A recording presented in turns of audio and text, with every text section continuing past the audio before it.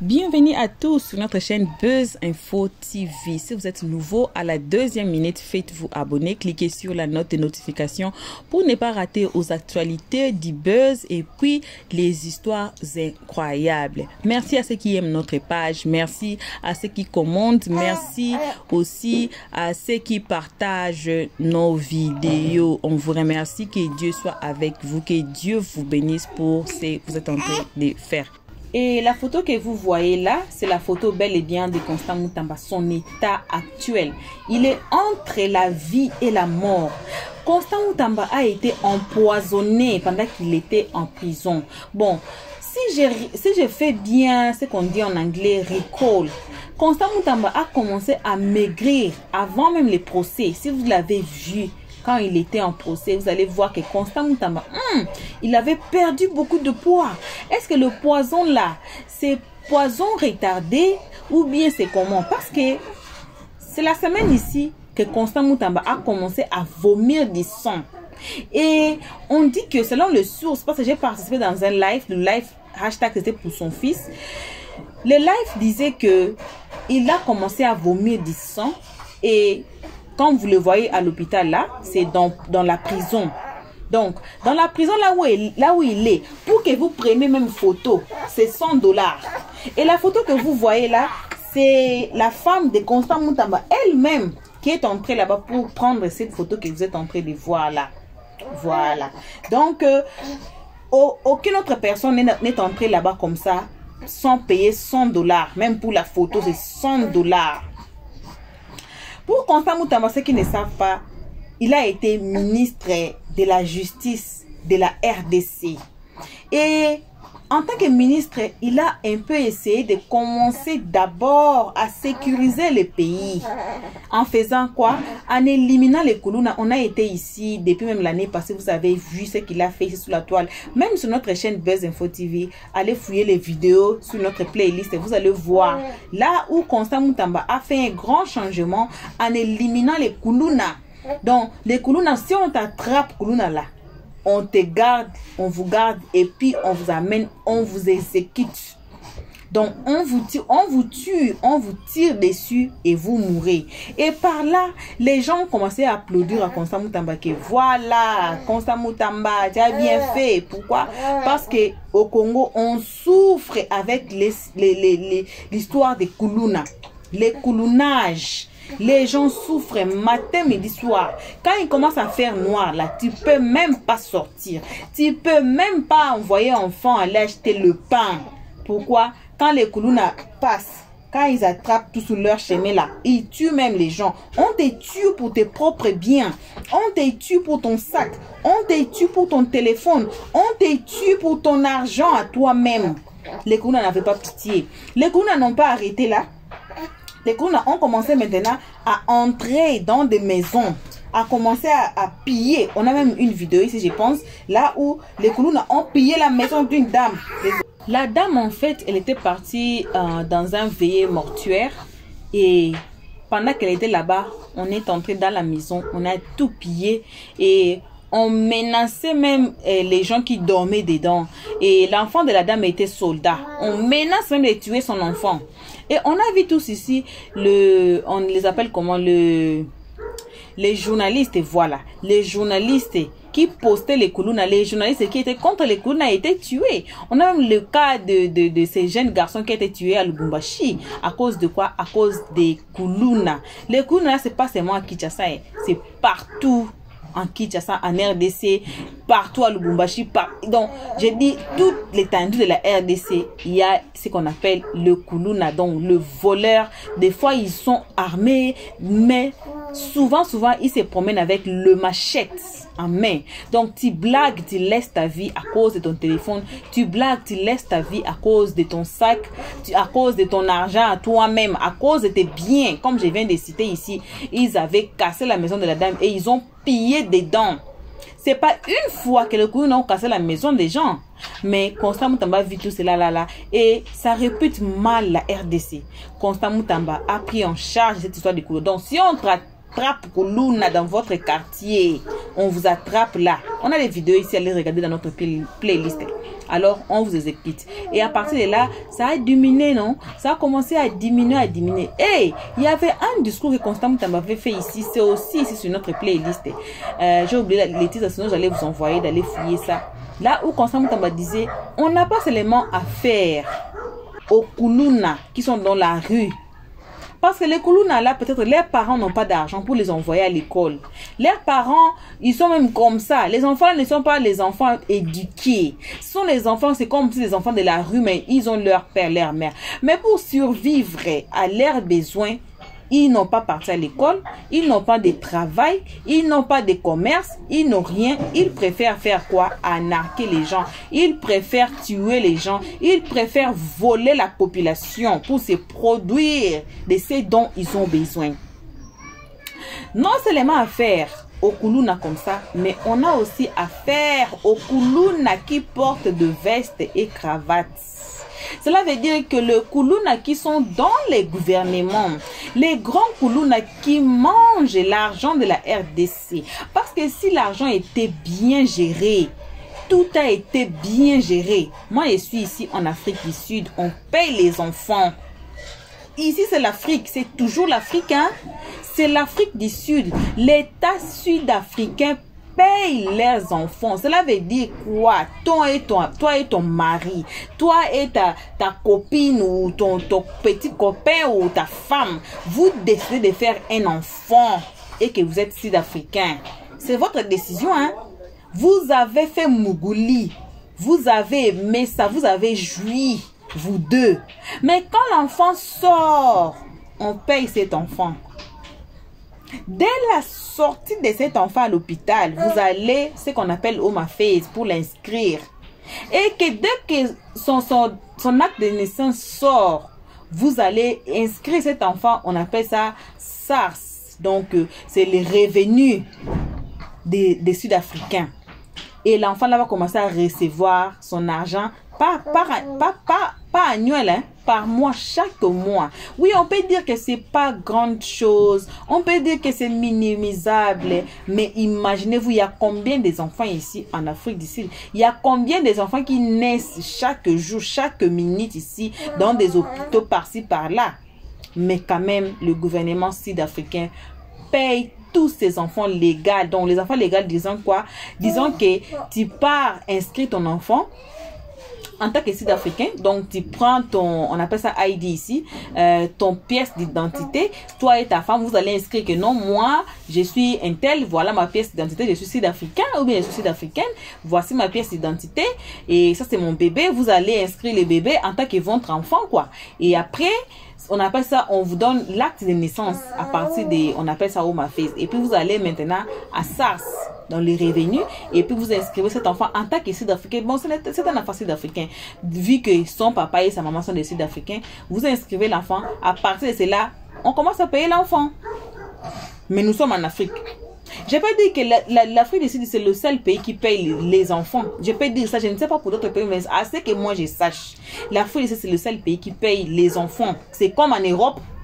C'est comme en Europe. Alors, les parents qui sont trop sages, ils font comment? Ils ouvrent un compte bancaire pour cet enfant depuis que l'enfant est bébé. L'argent que l'État paye, il garde ça, il garde ça, il garde ça, il garde ça mois par mois, année par année, il garde ça. Quand l'enfant devient à un âge que l'enfant doit aller à l'école, c'est ça, on utilise cet argent-là pour envoyer l'enfant à l'école. Quand l'enfant atteint un âge là pour aller à l'université, s'ils n'ont pas touché cet argent depuis l'école primaire, l'école secondaire, c'est l'argent là que les parents vont utiliser pour inscrire l'enfant à l'université et pour payer le frais. Parce que si vous calculez chaque mois, vous gardez un peu, jusqu'à l'enfant va avoir 18 ans. Vous allez, c'est combien les blancs les font? Vous voyez les blancs, quand un enfant a 18 ans, là, vous allez voir même une fête qu'ils ont. Vous pensez qu'ils tirent l'argent où? C'est des histoires comme ça.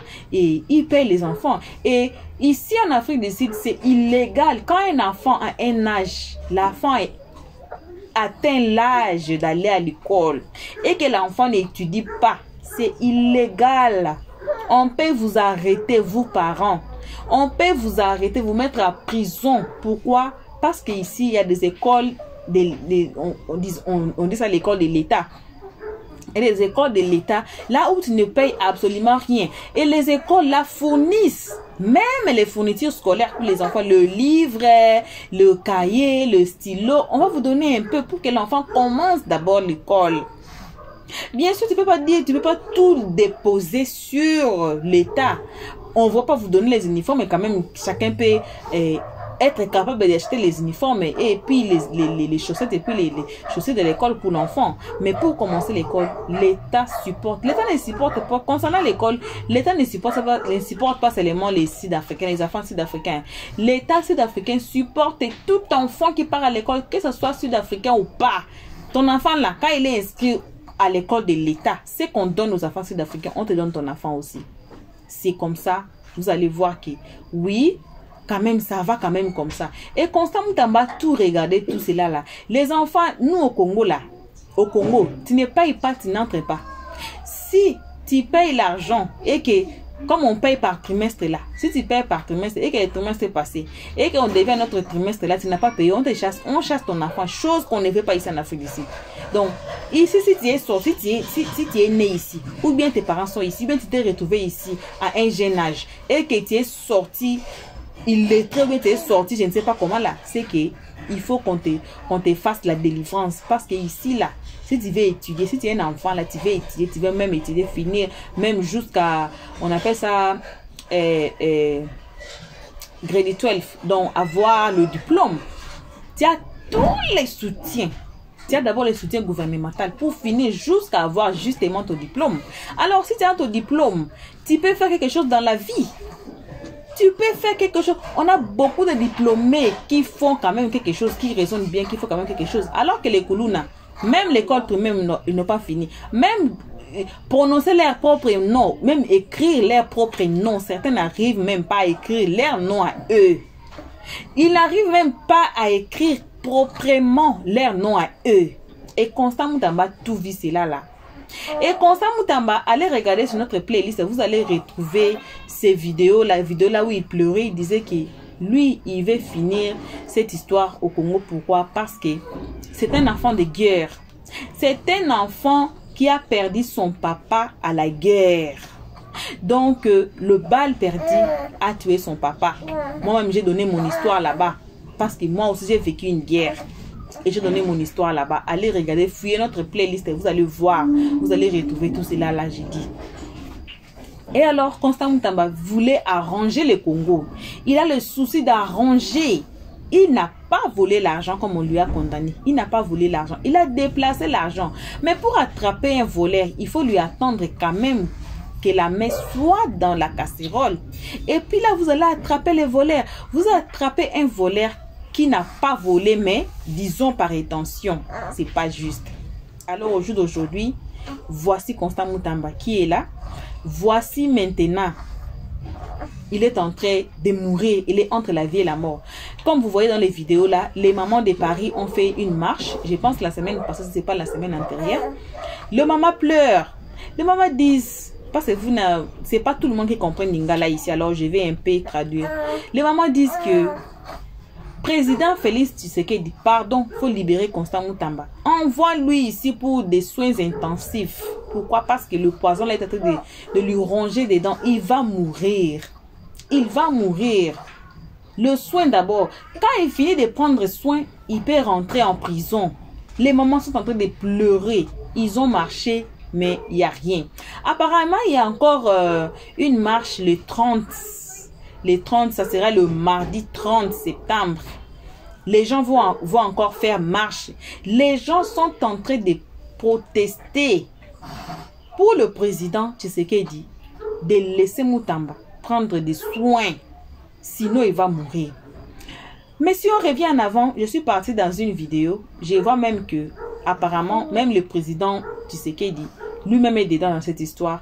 Il veut que Constant Moutamba meure. Pourquoi? Parce qu'il est hashtag parmi les gens qui volent l'argent du Congo, les présidents. Tellement que Moutamba voulait fuyer partout. Et dans la vidéo de Moutamba, là où il avait fait son discours avec les jeunes, il a dit quoi?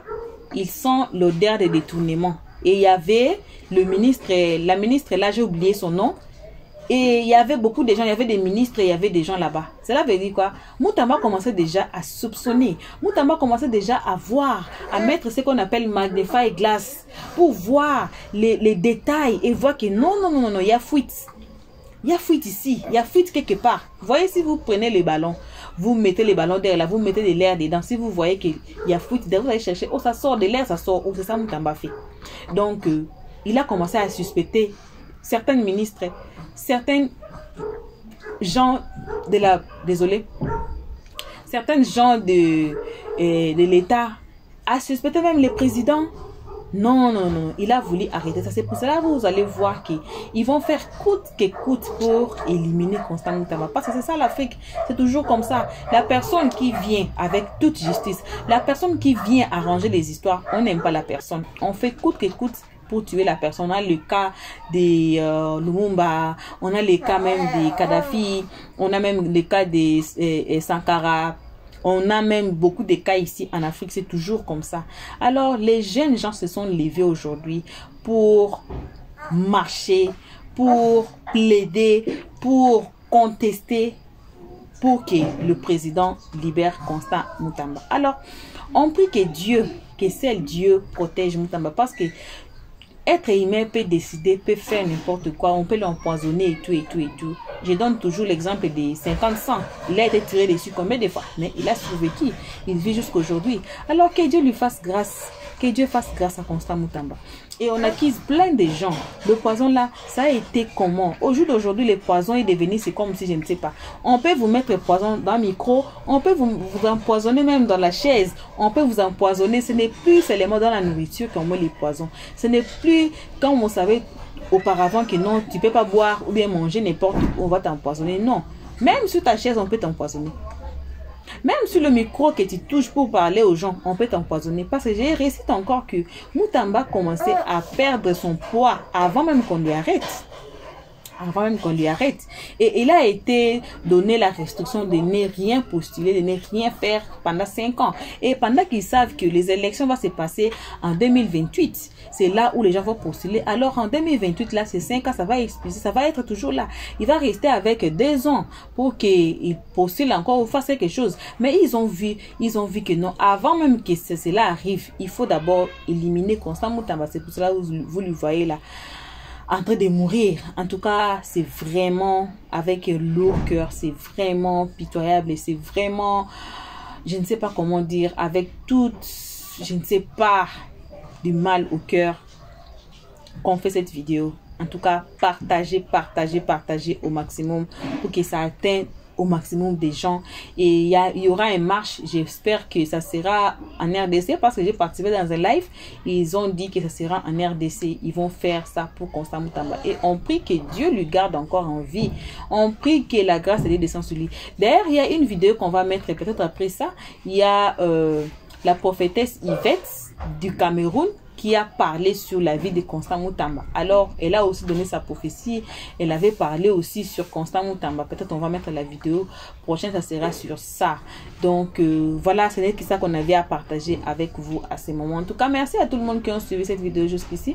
On remercie nos nouveaux abonnés. En tout cas, merci beaucoup à ceux qui se sont abonnés. On a vu vraiment, vous êtes là pour nous. Et merci à ceux qui aiment notre page. Merci à ceux qui partagent. Merci aussi à ceux qui commentent.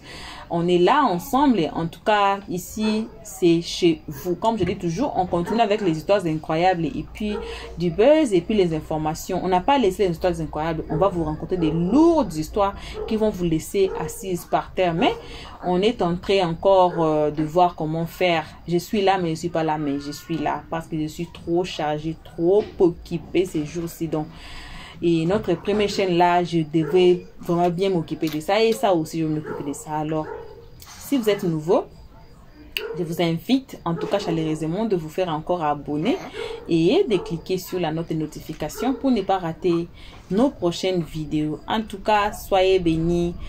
Que Dieu vous bénisse. Que Dieu vous protège. Que Dieu veille sur vous. On prie tous ensemble. Que vous soyez, si vous êtes une personne de la justice, priez tous ensemble et mettons nos prières pour le jeune, sinon il va mourir.